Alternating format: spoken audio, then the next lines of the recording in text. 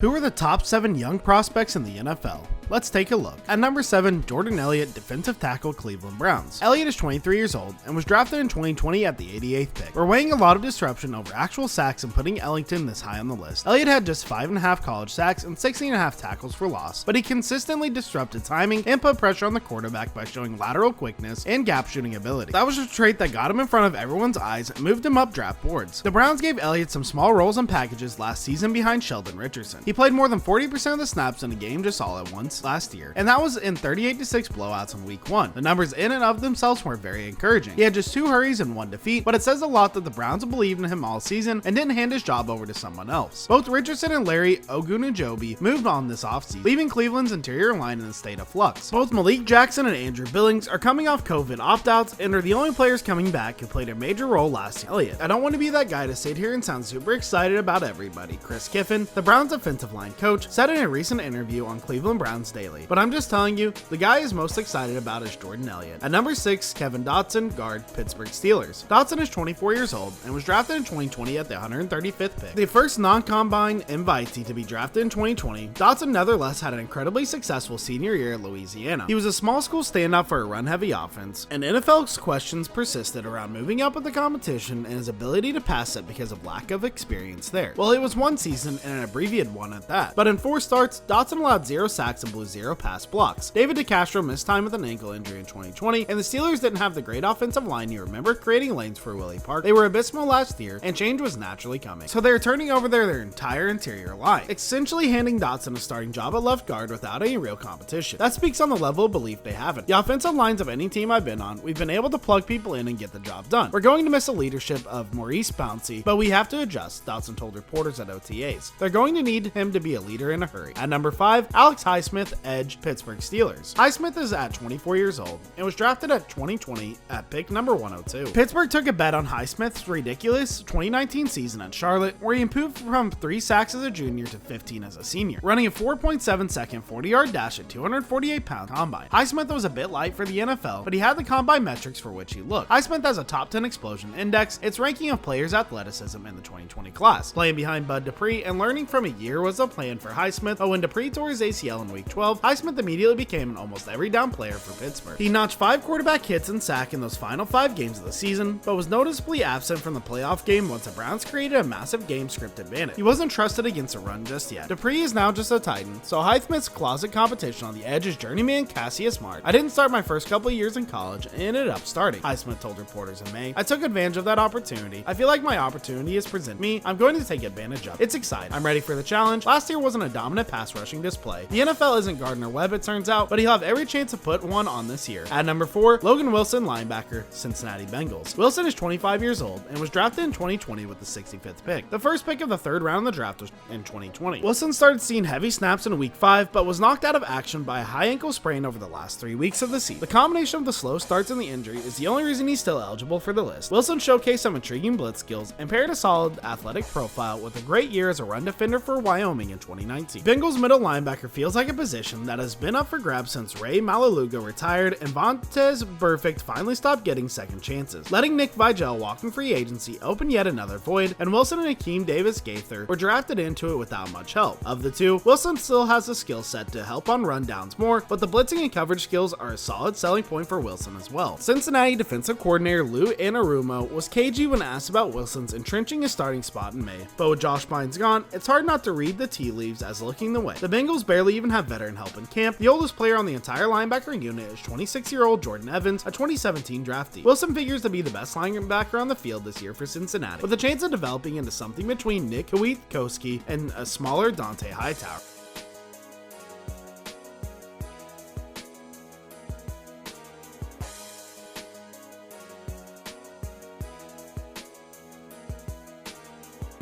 At number 3, Justin Madubuike, defensive line, Baltimore Ravens. Madubuike is 23 years old and was drafted with the 71st pick in the 2020 draft. When most draftniks didn't cite Madubuike for his relative lack of size, there was a tactic admission that this kind of player had been successful and shouldn't be as overlooked as they have been in the past. Madubuike didn't quite hit the Geno Atkins benchmark as far as athletic ability, but had plenty of overall potential blended with 11 sacks and 23 tackles for his loss over his 2 years at Texas A&M. Madubuike was a healthy scratch for the first 4 weeks in the 2020 season, but a key rotational cog from week 5 onwards, missing 2 games for COVID protocols during Baltimore's December COVID scare. Madubuike came alive with a sack, 2 tackles for a loss, and a pass defended in Baltimore's playoff game against the Titans. The Ravens will probably want to see some development from him as a pass rusher this offseason, but he plugged the run fairly well. The interior line in Baltimore is by far the oldest part of the team. Calais Campbell is 35, Derek Wolfe 31, and Brandon Williams 32. Madubuike was going to figure to get some extra playing time anyway with Jaheed Ward off to Jacksonville, but as the draft came and went with no extra investment, it became clear he's a huge part of Baltimore's plans going forward. He played well last year, and I do think he's taken a big step. John Harbaugh said at OTAs, he dropped to the 3rd round for whatever reason, and we're very, very fortunate and blessed to get him there. The way he played last year to where he is right now is very encouraging.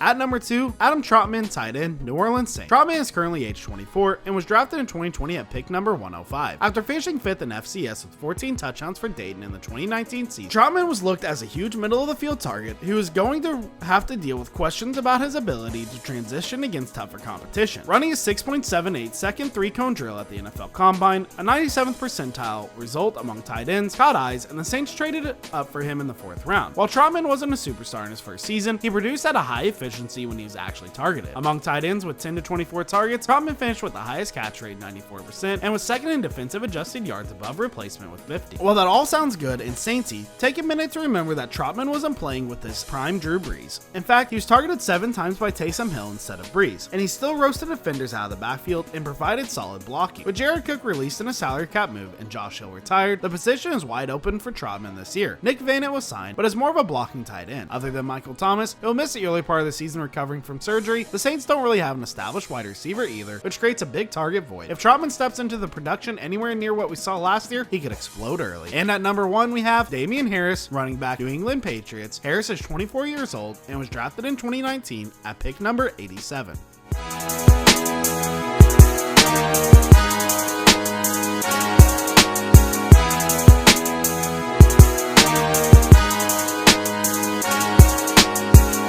It was extremely hard to find anybody talking down Harris, an Alabama back who showcased an advanced skill set in college and came to the Crimson Tide as the number 1 running back recruit in the nation. Harris was made to split time with Josh Jacobs. You may remember him from places such as the 1st round of the 2019 draft, and still averaged 6.4 yards per carry, enrolled in 23 touchdowns in his 4-year career. Harris is not likely to be a 3-down, win your fantasy PPR league type of guy. He's a between the tackles bruiser, and that's why he lasted until the 3rd round. He's built a pound of rock. He did that successfully last year for the Patriots to the tune of 9.9% DVOA, and the only reason he didn't surpass eligibility for the list for snaps is because the Patriots had problems sustaining that kind of game plan. We don't think Harris is going to be a superstar, but we also can't rule out that he'll continue to take steps to improve. Bill Belichick noticed, saying of Harris in OTAs, Damian works extremely hard, all phases and all aspects of his game: conditioning, training, passing game, protection, route running, hardworking kid who tries to do anything he can do to help the team. The dreamer comp is Derrick Henry. That might be a little too aspirational though. But if Harris can trend towards being the similar back he split time with his senior year at Alabama, Jacobs, that would be a nice return on a 3rd round pick. The biggest problem he faces right now with the Patriots is that they have a log jam in the backfield. They have 6 different running backs who all have talent in different types of fields. He's also back there with the likes of James White, who's a fantastic pass catching running back, so we'll have to see if he gets consistent snaps this year to be the player that everyone thinks that he can be. Well guys, thank you so much for making it in to the end of this video. Be sure to smash that like button, subscribe to Tip Top Sports, and ring that notification bell so that you never miss out on any video that we produce for you guys. Also, if you really like the video, please do share it with your friends, as your support is what keeps us going. Thanks for watching, and we'll definitely see you all next time.